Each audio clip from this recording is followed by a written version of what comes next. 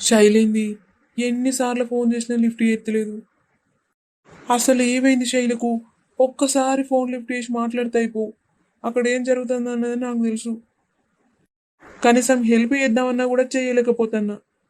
ఛీ, మళ్ళొకసారి ఫోన్ చేసి చూస్తా.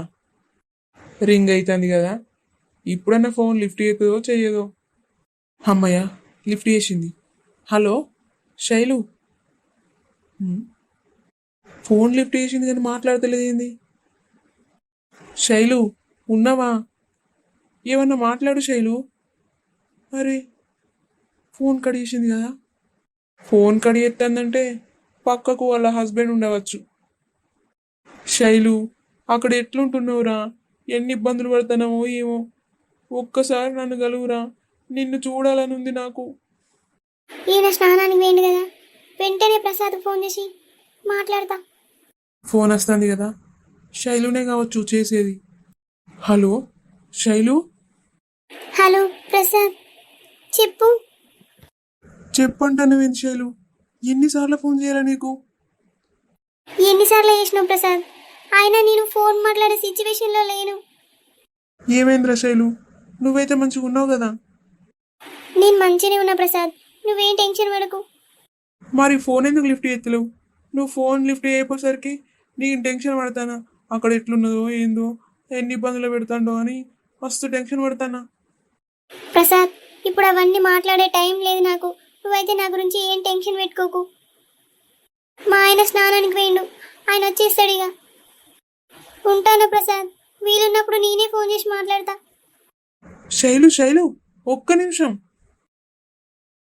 ప్రసాద్ నా గురించి టెన్షన్ పడతాడు, ఎట్లనన్నా ఫోన్ చేసి ఒక్కసారి మాట్లాడాలి. శైలు ఫోన్ కడిగెత్తందంటే పాపం ఎన్ని ఇబ్బందులు పడుతుందో. అబ్బా, బియ్యం మొత్తం పోసింది అని మంచి పోసిండు. సన్న ఉన్నాయి, మంచిగా అండుకొని తినచ్చు.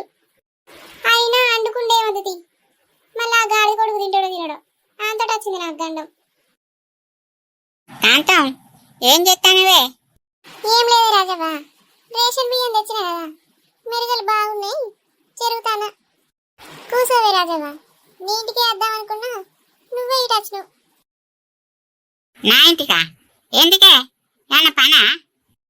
ఏం చెప్పాలే రాజవ్వ, నీ మీద కొడలు ఉంచలేదు, వాళ్ళింటికి పోయింది. పోతే పోనీ రాదే, ఏందో బాధపడుకుంటూ చెప్తాను. మళ్ళీ అత్తే తీయరాదు నీ ప్రేమ చల్లకుండా. రాజవ్వ, నీకు ఇట్లా అర్థమైందానే? అది ప్రసాద్ గాంతోటి లొల్లి పెట్టుకొని వాళ్ళ నాన్న దగ్గరికి పోయిందే. ఆ?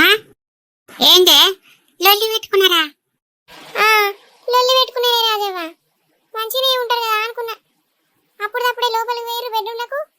ఏమనుకున్నారో ఏమో, బయటకు వచ్చిర్రు. ఇక మళ్ళీ వచ్చి అత్తమ్మ నేను మా నాన్న దగ్గర పోతా అని అది పోయింది. ఏమైందిరా ప్రసాద్ గది గట్లా అనుకుంటా పోతుందంటే, ఆమె ఎందుకు పోతుందో నాకేం తెలుసు అన్నాడు. కథం, ఇక ఈడు కూడా బయటకు పోయిండు. ఆగుర్రా ఆగుర్రా అంటే ఇటు ఇది ఆగుతలేదు, అటు ఆడ ఆగుతలేడు. ఎవ్వరేం చెప్పకుండా వేరు. గింతగానే ఎందుకు లొల్లి పెట్టుకున్నారు వాళ్ళు? అసలు ఏమిటికి వచ్చిందే లొల్లి? ఇంట్లో నుంచి వెళ్ళిపోయేంత లొల్లి వచ్చిందా నాళ్ళకు? అంతగానం పెట్టుకున్నారా? ఏమోనే రాజవ్వ, నాకేం తెలుసు. ఆల్మగల మధ్యలకు నేను పోతానా? వాళ్ళ రూమ్ లో ఏమనుకున్నారో ఏమో. ఒకరి తర్వాత ఒకరు బయటకు వచ్చిర్రు, చెరో దిక్కున వేరు. పోయిన వాళ్ళు మంచిగా వేరు కానీ నేను పిచ్చిదాన్ని అయితే వాళ్ళ కోసం. ఎప్పుడు వెండే? మళ్ళీ ఇంటికి వచ్చిండా రాలేదా? అని ముఖం పాడగాను, అది రాలేదు కాదు రాజవ్వ. ఏడ తిరిగి వేండో ఏమో, ఏమన్నా అడిగేసరికి చాలు అగ్గి తీరత్తంది కోపం. కాంతం, నా కోడల్ది ఏమన్నా తప్పుంటే చెప్పే, నేను పోయి మందలించుకొని తీసుకొని వస్తా. అసలు వాళ్ళిద్దరి మధ్యన ఏం జరిగిందో తెలిస్తే కాదే ఎవరి తప్పన్నా తెలిసేది. గుసగుసలు పెట్టుకున్నారు రూమ్ లా, కథం బయటపడ్డారు. అవో, ఇద్దరికిద్దరు మంచిగా ఉన్నారు. ఎవరు తప్పో తెలియంది మనం ఏం చేస్తామే? గట్లనకే రాజవ్వ, మల్లిక దగ్గర పోయి అసలు ఏం జరిగిందో తెలుసుకోవే. నీకైతే మా చెప్తదే. తెలుసుకుంటానే మా తెలుసుకుంటా. ఇక గిట్లనే ఇష్టపడితే చిన్న చిన్న లొల్లిలు పోయి పెద్ద పెద్దగా అవుతాయి. అవి ఏం నుంచి ఏం దారి ఇచ్చో తెలియదు. మల్లిక నడుచుకుంటే అది మా చెప్తే గాని నువ్వు బాధపడకు. సరేనే రాజవ్వ, పోయి అరుసుకో. నువ్వైతే నీ కొడుకుని సంజాయించుకోవే. సరేనే రాజవ్వ, ఆడ వచ్చినాక ఏం జరిగిందో అడిగి తెలుసుకుంటా. అంటాం, నేను ఎండ తక్కువైనాక మా పుట్టిల వరకు పోతానే, పోయి ఏం జరిగిందో తెలుసుకుంటా. సరేనే రాజవ్వ, పోయి తెలుసుకో. ఆడికి పోయినాక మల్లికతోటి ఫోన్ మాట్లాడిపియే. అది ఎట్టున్నదో ఏమో అని నాకు దడదడ ఉడుతుంది. సరే సరేనే, ఆడికి పోయినాక నేను మా ఫోన్ చెప్పిస్తా గాని నువ్వు రంది వరకు. సరేనే రాజవ్వ. నేను మరి పోయేస్తానే. సునీత హలో, వచ్చినావా బావా? వచ్చిననే. ఏం చేస్తాను నువ్వు? ఏం లేదు బావా, నీ బట్టలే మడత పెడతానా. మంచినీళ్ళు తాతావు బావా? తీసుకురావన్నా? అద్దే సునీత, ఎండ బాగా కొడుతుందని రాగానే సోడా దాయొచ్చిన. సునీత, ఈ పైసలు తీసుకోవే. వీడితోటి నీకు ఇష్టం వచ్చిన నగ కొనుక్కో, సరేనా? అమ్మో, ఇన్ని డబ్బులా? ఎక్కడివి బావా ఇవి? ఎక్కడి అంటానవేంది? ఇవన్నీ మనయే, మక్క కంకులు అమ్మిన పైసలు ఇవి. అవునా బావా, ఇన్ని పైసలు వచ్చినాయా? అవునే సునీత, ఈసారి బాగా లాభం వచ్చింది. ఈ పైసలు తీసుకొని నీకు ఇష్టం వచ్చిన నగలు కొనుక్కో, సరేనా? నేనే నగలు కొనుక్కొని వద్దాం అనుకున్నా, కానీ నీకు నచ్చుతుందో నచ్చదో అని ఇగో పైసలు పట్టుకొని వచ్చిన. తీసుకోవే, అట్లా చూస్తాను. తీసుకొని నీకు ఇష్టం వచ్చినవి కొనుక్కో. వద్దు బావా, నాకు పైసలొద్దు, నగలొద్దు. నువ్వు ఉంటే చాలు బావా, నాకేమొద్దు. ఇన్ని రోజులు నిన్ను చిన్న చూపు చూసిన బావా, నువ్వు నా కోసం ఇంత కష్టపడి బురదల పని చేస్తాను. బావా, ఈ డబ్బులు నాకొద్దు, నీ దగ్గరనే దాచిపెట్టుకో. పిచ్చిదాన్న, ఎందుకు ఏడుతానవే? నేను సంపాదించేది ఎవరి కోసం? నీకోసమేనాయే. తీసుకోవే సునీత, ఏడవకు. నీ గురించి నాకు తెలియదా? తీసుకోవే. వద్దు బావా, నీ దగ్గరనే ఉండని. అరే సునీత, ఏడవకని చెప్పినా కదా. తీసుకో, ఇక పట్టు. ఆనే, నువ్వు ఈ డబ్బులు తీసుకుంటావా తీసుకోవా? నేను చెప్తానన్న మాటినవా? సరే బావా, ఇటీ బీరువలో పెట్టన్నా బావా? బీరువల దాచిపెట్టు. నీకేమన్నా అవసరమైతే వాడుకో, సరేనా? నాకేం అవసరం లేదు బావా, నాకేమన్నా అవసరం ఉంటే నేను నిన్ను అడుగుతా కదా. సరే సరే, పోయి బీరువల పెట్టుకో. సరే బావా. పాపం సునీత, కొనుక్కోవే అంటే ఏం కొనుక్కోనంటుంది. ఏందో ఏమో. నేను కష్టపడి సంపాదించిందంతా దానికోసమేనాయే. ఇప్పుడేమో ఇట్లా అంటుంది. గిట్లా కాదు, అది కొనుక్కోమంటే ఏం కొనుక్కోదు కానీ నేనే ఏమైనా తీసుకొస్తా దానికి. నమస్తేనే సర్పంచ్ అన్న. నమస్తే రాజవ్వ. అంతా మంచిదేనా? ఏటో పోతున్నావు? నా కోడలు మల్లిక దగ్గరికి పోతాననే. ఆహా, తమ్ముని దగ్గరికి పోతున్నావా? సరే సరే. నా తమ్ముని దగ్గరికి పోతానా, కోడల్ని చూద్దామని పోతానా. సరే రాజవ్వ, ఏం సంగతి? ఎందుకో ఆపినావు మరి? ఏం లేదా అన్న, గదే ఇక నాది పింఛన్ రాయిస్తా అన్నావు కదా, రాయిస్తావానే? సరే రాజవ్వ, రాయిస్తా గాని రేపు సాయంత్రం అయితే ఇంటికొచ్చి కలువు. సరే నాన్న, రేపు పొద్దుగాలకి తత్తపట్టు. సరే రాజవ్వ, పొద్దుగల రా మరి. మరి నేను పోతానా రాజవ్వ, జరగటు. రేపు కలుస్తా, రేపు కలిసి పింఛను రాయించుకుంటా.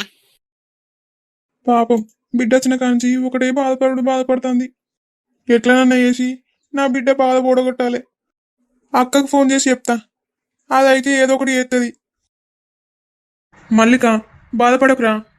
నువ్వేం రంది పెట్టుకోకురా. ఏం జరిగిందో మీ అత్తకి చెప్తే అదే చూసుకుంటుంది. వద్దు నాన్న, అత్తకి చెప్పకు. అత్తకు తెలిస్తే బాధపడుతుంది. అందరు బాధపడతారని నువ్వు ఇట్లనే బాధపడుకుంటుంటావా చెప్పు? నువ్వు సపరేకుండు బిడ్డ. నేను అత్తకు ఫోన్ చేసి చెప్తా, అక్కడ ఏం జరిగిందో అది తెలుసుకుంటుంది. వద్దు ప్లీజ్ నాన్న, అత్తకి ఈ విషయం చెప్పకు. హనుమంతు, ఏమైందిరా? అక్క, వచ్చినవాని నీకే ఫోన్ చేద్దాం అనుకుంటానా, నువ్వే వచ్చినావు. నీ ఫోన్ అవలోను గింతగానం అయింది, ఫోన్ చేశాను చెప్పవారా నాకు? నేను ఫోన్ చేద్దాం అనుకున్నానే, కానీ ఓ మల్లికనే అద్దంటుంది. అనే మల్లిక, ఏమైంది బిడ్డ? ఏమైంది తల్లి? గట్టిగా మాట్లాడకే, ఇంట్లో పరిమళ ఉన్నది, మళ్ళా దాంతో లొల్లి. ఓ అడుగులాడా, నీ నోట్లమ్మా అన్నవాడా, ఎన్ని రోజులని భయపడుకుంటుంటారా ఇట్లా? భయం కాదే అక్క, దానికి తెలిసిందనుకో ఒకటే గులుగుడు గులుగుతుంది. అబ్బా, భయపడతలేవారా? నమ్మిన పట్టిగా అన్ని ఆడిగుళ్ళ చేష్టలే. పెళ్ళానికి భయపడతారు ఎవరన్నా?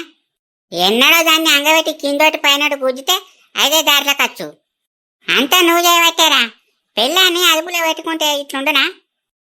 అత్త నాన్ననేమనకే, ఇలా నాన్న తప్పేం లేదే. అమ్మని ఎట్లా చూసుకున్నాడో పిన్నిని కూడా అట్లనే చూసుకున్నాడు.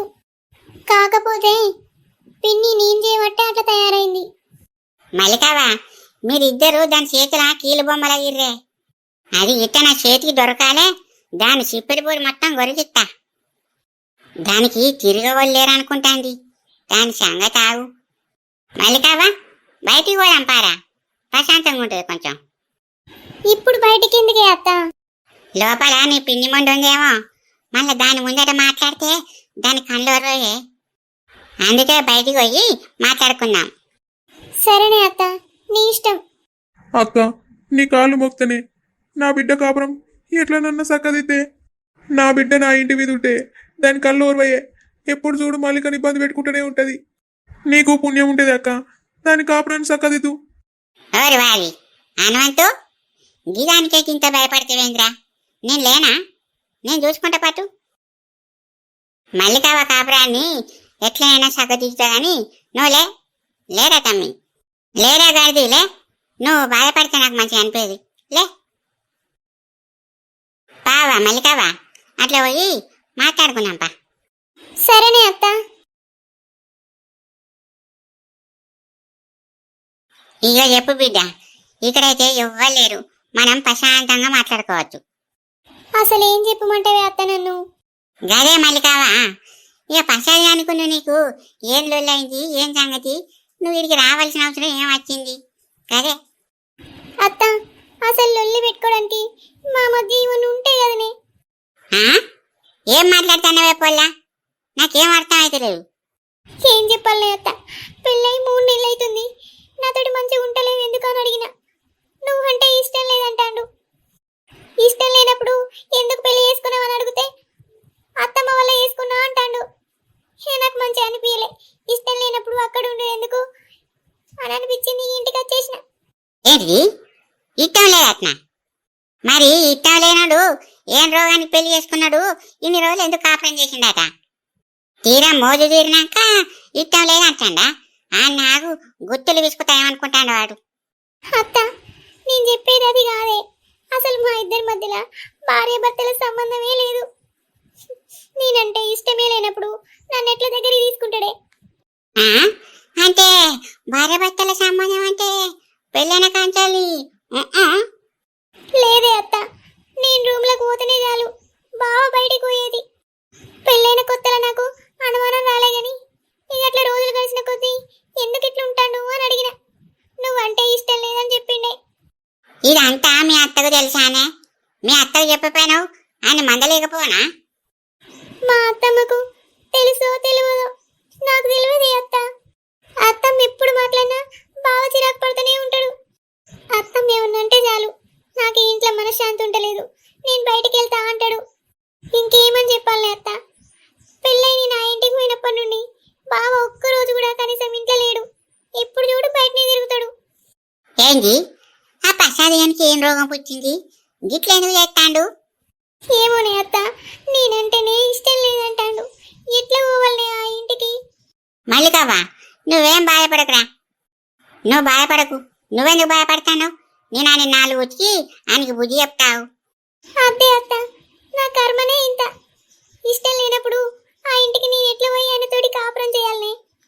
ఆ దేవుడు నా తలరాతలో సంతోషం రాయలేదు కావచ్చే. నా తలరాత ఇంతే. మల్లికావా, నువ్వు గట్లెందుకు అనుకుంటాను బిడ్డ? నువ్వు గట్ల మాట్లాడుతుంటే నాకు మనసు ఎత్తలేదు బిడ్డ. ఎప్పటికొక తీరు ఉంటుందా చెప్పు? ఆ దేవుడు నీకు చిన్నతనంలోనే మీ అవ్వని తీసుకుపోయి నీకు సుఖం లేకుండా చేసిండు బిడ్డ. అత్త, నువ్వెందుకే నా గురించి బాధపడతాను? నేను ఏం బాధపడతలేను బిడ్డ. నీకు ఈ మేనత్తున్నది, నువ్వు బాధపడకు. ఏ కట్టం వచ్చినా నా పానం ఉన్నంత వరకు తోడుగుంటా బిడ్డ. అత్త, నిన్ను చూస్తుంటే నాకు అమ్మ గుర్తుకొస్తుంది. నిజంగా మా అమ్మ ఉంటే నన్ను నీలాగానే చూసుకుని కావచ్చు. మల్లికావా, ఎందుకు అట్లా బాధపడుతున్నావురా? నేను నీ మేనత్తను అనుకుంటానారా? మేనత్త కాదు, నేను మీ అవ్వను. ఈ కాంచెల్లి మీ అవ్వ తిరిగానే ఉంటాను నేను. అత్త ఇట్లా నువ్వు మాట్లాడుతుంటే నాకు అమ్మనే వచ్చి మాట్లాడినట్టు అనిపిస్తుంది. మల్లికావా, నువ్వేం రంది పెట్టుకోకు, చక్కగా మీ ఇంటికి పో. మీ పిండిమంట ఏమన్నా పట్టించుకోకు, నువ్వు ధైర్యంగా ఉండు. దాని సంగతి నేను చెప్తా గాని 2 రోజులల్లా ఆ ప్రసాద్ గారు నిన్ను తీసుకుపోయేటట్టు చేస్తానే. ఎట్లా చేస్తావే అత్త? నేనంటేనే ఇష్టం లేదంటాడు కదా. ఎట్లయితే నీకెందుకు బిడ్డ, నా మాటిను. నేను మాట ఇస్తే తప్ప అసలు బిడ్డ. మిమ్మల్ని ఇద్దరు నేను కలపకపోతే నేను మళ్ళీ మీకు కనబడ బిడ్డ. గట్ల ఎందుకు మాట్లాడతానవే అత్త? అట్లా మాట్లాడకు.